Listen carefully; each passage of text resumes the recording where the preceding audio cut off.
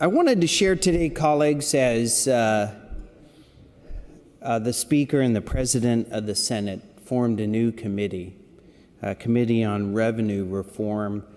I hope Oregonians know that as this begins tomorrow, we begin to hear about the majority party's advocacy for a gross receipts tax, that we remember that economic growth is something that we can all agree helps pay for our schools.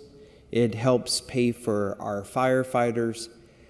Economic growth that we've enjoyed over the last few years has been tremendous. And those in the private sector, those men and women who are keeping Oregonians employed deserve our thanks. The Oregon Business Plan, a lot of the business folks up in Portland, some downstate, together with a lot of the elected leaders in the legislature, put together an Oregon Business Plan and advocated for 3 steps to making sure we had the budget necessary to meet ends meet over the next 10 years. They were 3 steps. First, that we would commit to an economic growth model, a percentage, that we would know what we're coming together to see our small businesses across this state grow. And we haven't done that.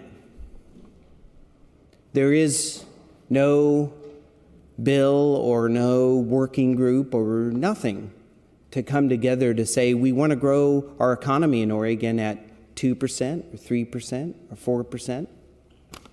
We haven't done that. And of course, there's been no discussion about how we're going to conform our policy of the state to achieve that end. That's step number 1.